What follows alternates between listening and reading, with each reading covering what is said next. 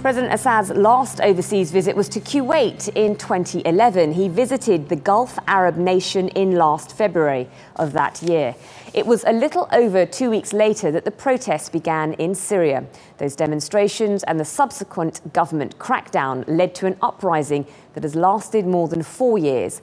More than 2,500 people have been killed and millions have been displaced. Well, Julia Libova is in Moscow for us. Julia, what more can you tell us about this visit to Moscow? Well, certainly Assad's visit to Moscow is another example of Vladimir Putin's trademark diplomacy. That's to surprise everybody with unexpected moves. Well, it certainly adds to the list of recent bizarre initiatives by the Kremlin. Well, this meeting took place on Tuesday at the Kremlin, and Bashar al-Assad left on Tuesday evening.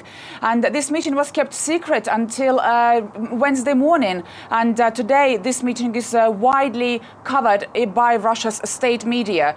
Well, this visit shows that Moscow is very much behind Bashar al-Assad, and it sends a clear signal to the US that Assad is by no means an outgoing person in Syria, and also that Russia is a key to any political solution to the Syrian crisis.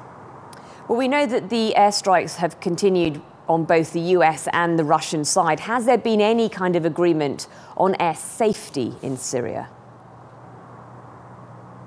Well, that's right. On Tuesday, US and Russia made an agreement on how to avoid clashes in the Syrian airspace. Both countries' militaries held several contacts in the past 2 weeks, and have been trying to find an agreement to avoid any accidents for several weeks. And finally, they signed one yesterday. It comes as, US has been saying that it doesn't want to cooperate any actions with Syria, but it certainly wants to coordinate the airstrikes, because both the US and Russia are conducting airstrikes in Syria.